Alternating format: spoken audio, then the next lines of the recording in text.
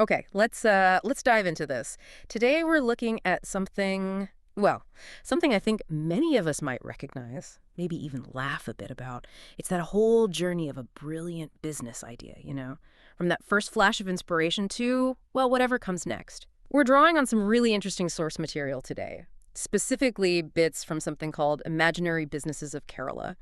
And our mission, really, is to figure out why so many great-sounding concepts seem to just fizzle out after that initial excitement. We're pulling insights right from these observations.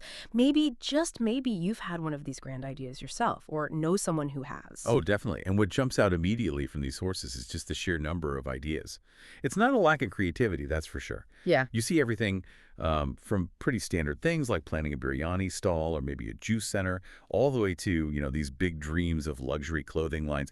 The ideas are just everywhere, really diverse. Right. It's quite something. And the sources, they paint this picture of how these ideas get going. Apparently, they often get brainstormed, maybe fleshed out a bit. Inside cousin WhatsApp groups, things seem to move incredibly fast at this stage. According to these observations, like, boom, you're already needing a logo designer. They even mention a specific example, don't they?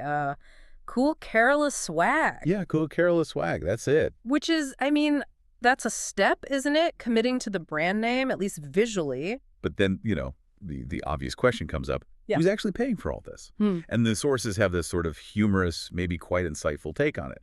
The main investor, well, it often ends up being dad's credit card. Or sometimes mom's chitty. That's like a local savings club, right? Right, a kind of informal savings pool. Yeah. So it's less about seeking venture capital and more about, let's say, tapping into family resources. So definitely not pitching to Silicon Valley VCs then, more like the bank of mom and dad. And it's not just the money, is it? The sources mention people talking about approaching local politicians for support for these, well, often still pretty imaginary businesses. Exactly. It's like they're trying to cover all bases, maybe just not the ones you'd read about in, like a business startup guide. A different kind of groundwork. Precisely. And then, according to the sources, the very first actionable step, it's often not about the product itself, not building the thing. What happens instead? Seems like opening an Instagram page is the first port of call. Oh, that definitely rings a bell. And the sources are quite specific, aren't they? This brand new business page, it usually kicks off with maybe 2 followers. Yeah, 2 followers. And one of them is almost always Amma, your mother. Naturally.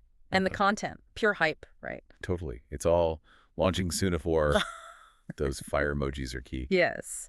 Or those Instagram reels with the motivational quotes overlaid on some generic footage. Like that classic, don't dream your life, live your dream. Yeah. You know the one. Yeah. But then the sources kind of cheekily contrast this super motivated online image with what they observe as the reality. The person posting might actually be, lying in bed at noon. Ouch. That does highlight the gap, doesn't it? Between the dream and the doing. A pretty big gap sometimes. And here's the kicker, because this whole phase, this Instagram-fueled launch, according to the sources, it's often really, really short. Vanishes quickly. The sources say, usually within about a week, the business is just declared a drop. Done. Finished. A drop. Just like that. Yeah. And sometimes with pretty creative excuses. The sources mention things like, oh, the climate didn't match. The climate didn't match. Okay. Inventive. It's a swift exit anyway. And then almost immediately. On to the next one. Exactly. The focus shifts completely. The sources say the next huge, often even more imaginative idea is already forming.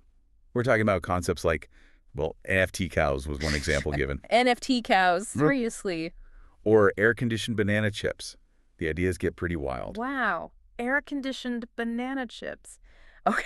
So it really circles back to that central joke in the source material, doesn't it? That everyone talks like a big businessman full of ideas. But the actual work, the execution part, there just doesn't seem to be time for that. Yeah, the nitty-gritty seems to get lost somewhere between the WhatsApp group and the Instagram post. When you sort of map out this pattern the sources describe, the rapid ideas, the focus on the surface stuff like social media, then the quick pivot, it really does show a cycle that seems to value the idea of the business more than the business itself.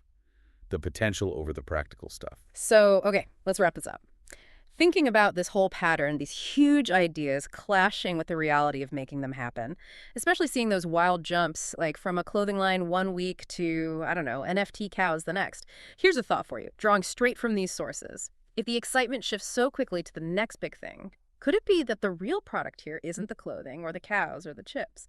Is the actual business, in a weird way, just the constant buzz around the next idea? Like selling the excitement itself. Maybe.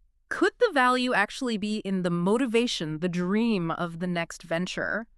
The sources even playfully suggest motivation thavalacal motivation frogs as a future business idea. Motivation frogs. Yay. So maybe the business is motivation. It makes you wonder, doesn't it? In any situation, what really pushes an idea past that initial chat group buzz and turns it into something real, something tangible? What does it actually take to break that cycle? Definitely something to chew on.